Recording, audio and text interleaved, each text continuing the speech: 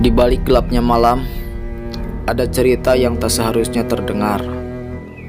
Kisah ini bukanlah sekedar cerita, tapi sebuah peringatan tentang keserakahan, perjanjian goib, dan tumbal yang tak berdosa. Bersiaplah, karena malam ini kita akan masuk ke lorong yang paling kelam dari sebuah desa terkutuk. Selamat datang di Titik Gelap.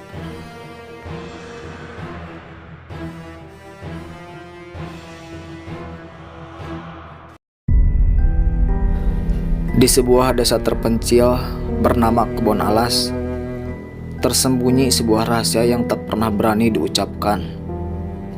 Desa itu tampak damai dari luar. Sawah membentang, udara bersih, dan warganya ramah. Namun, tak banyak yang tahu bahwa di balik kesuburan tanahnya ada harga yang harus dibayar.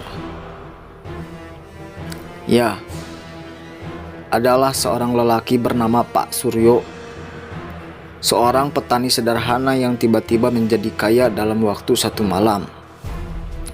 Ladangnya yang dahulu tandus kini menghasilkan panen yang luar biasa.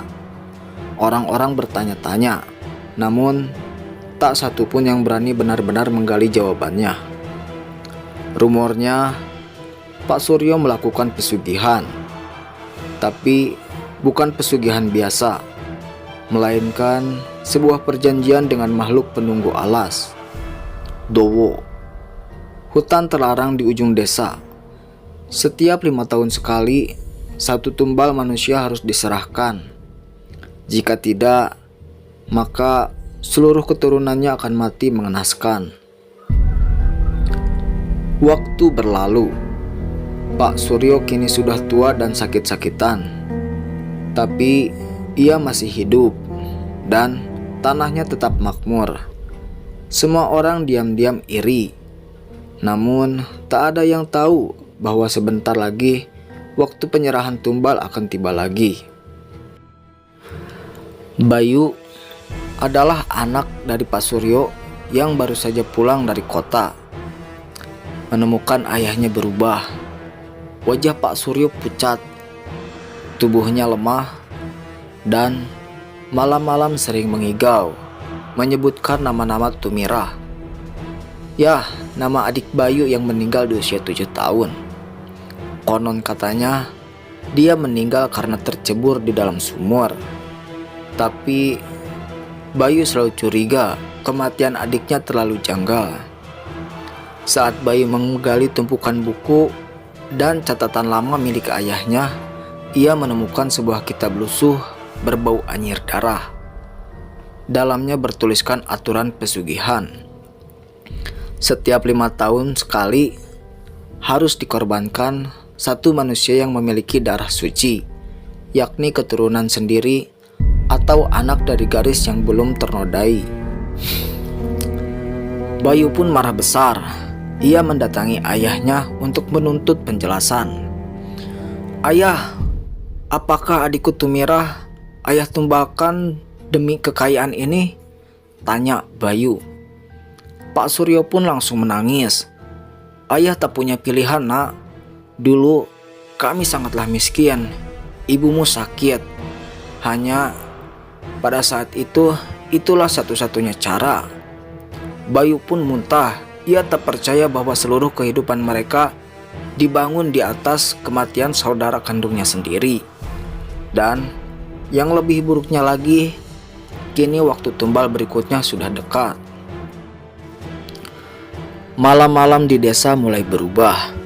Angin terasa dingin menusuk tulang. Orang-orang mulai bermimpi buruk. Ada yang melihat bayangan wanita dengan mata putih berdiri di pinggir sawah. Ada pula yang mendengar suara anak kecil menangis di dalam sumur tua.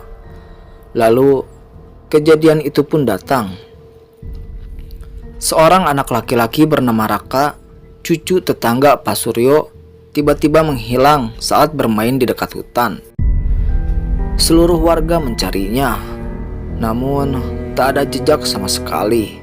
Hanya saja ditemukan jejak kaki kecil yang mengarah ke dalam hutan alas Dowo, lalu hilang begitu saja.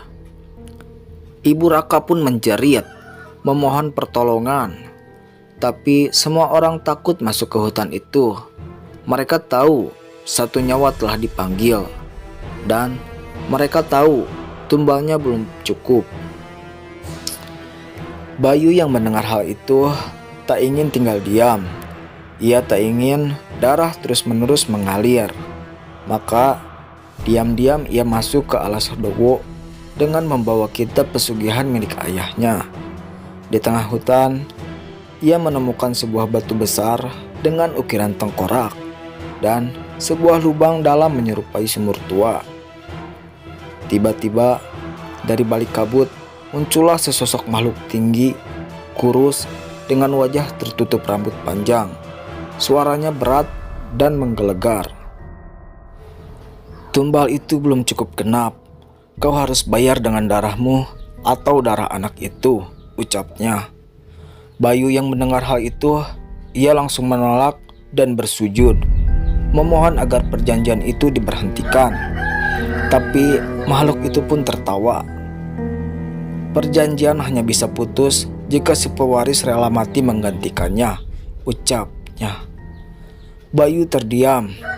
Ia sadar bahwa hanya dia satu-satunya orang yang bisa mengakhiri semua ini. Sampai keesokan harinya, mayat Bayu ditemukan tergantung di sebuah pohon tua di tepi hutan. Di bawahnya, kitab pesugihan terbakar dengan sendirinya. Anehnya, tubuh Bayu tidak membusuk, melainkan mewangi seperti kemenyan, dan melihat wajahnya tersenyum damai. Beberapa hari kemudian, anak kecil bernama Raka ditemukan tergeletak di depan rumahnya. Ia pingsan, namun dia tetap hidup. Setelah sadar, Raka hanya mengucapkan satu kalimat. Om Bayu bilang, "Aku sudah bebas." Desa pun kembali tenang. Tak ada lagi bayangan di malam hari. Tapi sebagian warga tahu ketenangan itu bukan tanpa harga. Bayu yang tidak bersalah harus menjadi tumbal terakhir untuk menyelamatkan jiwa-jiwa yang akan datang. Namun, apakah ini udah benar-benar berakhir? 5 tahun berlalu. Tanah Pak Suryo menjadi gersang. Tak ada yang tumbuh. Rumahnya ditinggalkan. Desa pun mulai sepi. Banyak yang pindah karena takut kutukan lama kembali.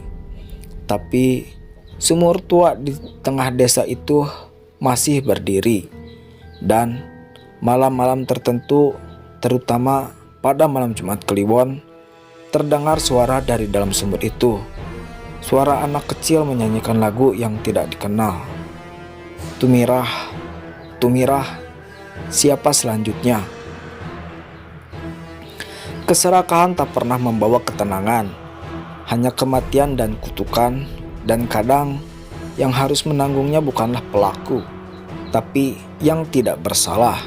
Jika kalian suka cerita ini, jangan lupa untuk like, komen, dan subscribe, agar kita terus bisa menggali cerita-cerita dari titik gelap berikutnya. Terima kasih. Sampai jumpa di video selanjutnya.